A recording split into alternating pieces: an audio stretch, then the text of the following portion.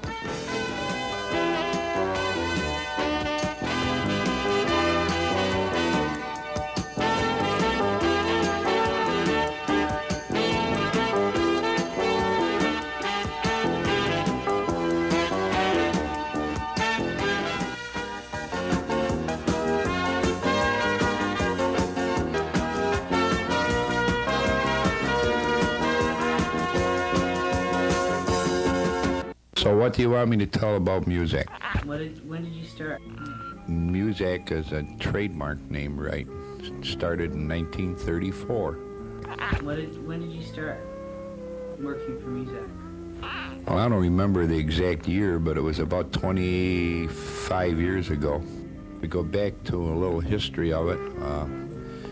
It originally was pressed on discs, similar to the ones used in radio stations in the old days, and played on a platter, and it was distributed to businesses and restaurants over rented telephone lines, which we still use today in certain instances when we cannot get an FM signal into a location. You had a person in the studio that changed the platters or records or transcriptions. It was like a transcription disc. Then it went to tape machines, which were made for Muzak. And they had a very large reel on each machine, and each reel of tape ran 4 hours. Somewhere during the day you had to change 2 tapes. Then the next day you had to change 2 tapes.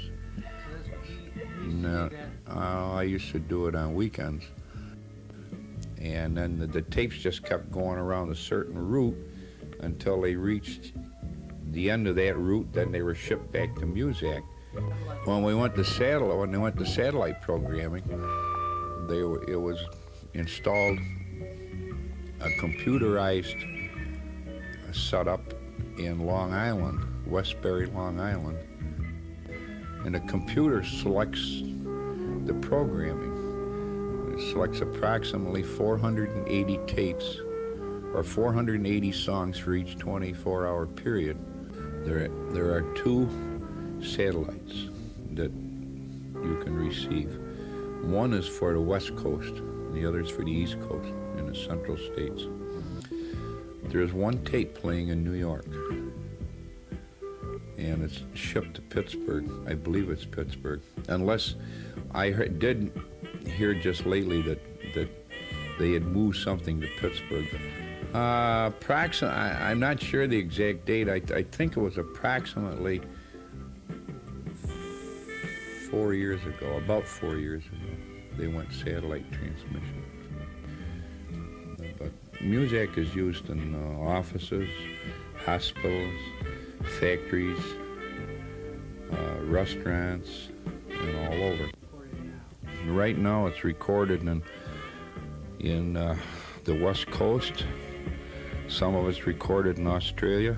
Some of it's recorded in England.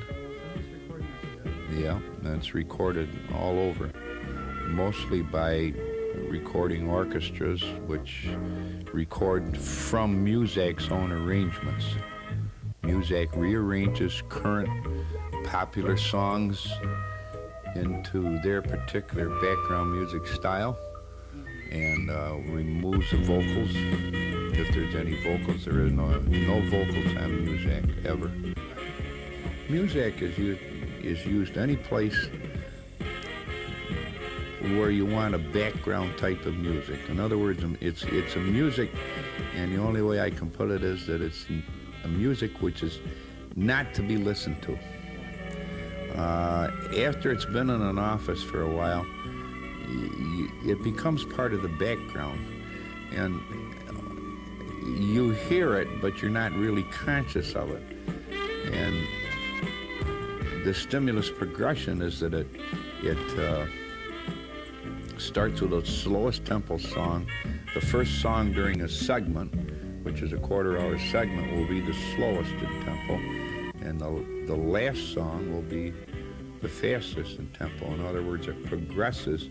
There's usually approximately 4 numbers in each quarter hour, and each will be progressed in tempo.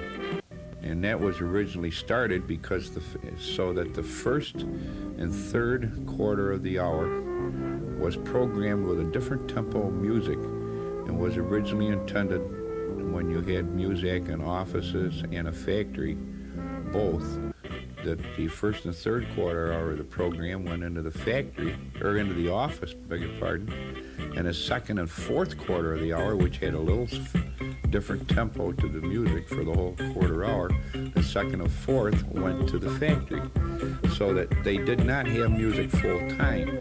The office would have music for a half hour out of each hour, and the factory would have music for a half hour of each hour. Well, if you had, say, a manufacturing plant, in the office area, they had music during the first and third quarter of the hour, and it was programmed for office use. It didn't have quite as much of an upbeat as the factory programming did. The factory programming was piped into the factory during the second and fourth quarter of the hour, and the office program was programmed into the office during the first and third quarter of the hour.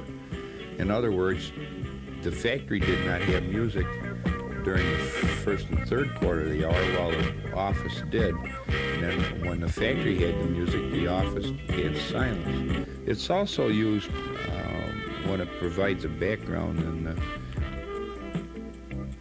to overcome a person sitting at one desk in an open office area from really being able to hear what someone at the next desk or the second desk down, if they're talking on the phone, it sort of overrides it to the point where you're not really conscious that they're talking on the phone. And it is used in combination in a lot of areas with what is called pink noise. And what happened was that a few years ago they found that they liked what they call a garden type or an open type of office area, where each person had a small area which is surrounded by petitions that are maybe 4 to 5 feet high, and within that, and the petitions are padded, and within that petition area they'll have your desk and storage cabinets and so on and so forth. And now you got a carpeted floor, upholstered furniture, petitions which have padding on them. So what you create is an area which is so quiet that a person in one small office area can hear someone 2 or 3 office areas away talking on the telephone, or if they have someone in their office area talking and they're having a conversation, you can hear them 2 or 3 offices away.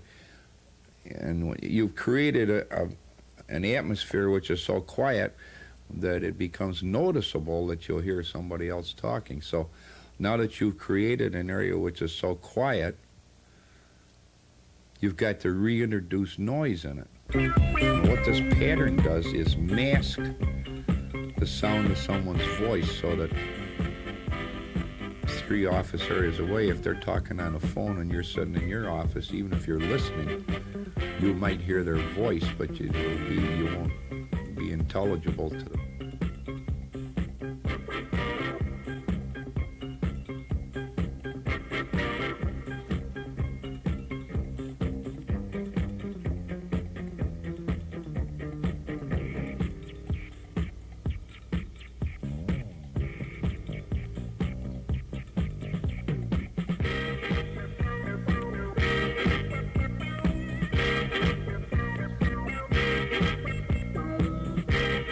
I have no final comment on music.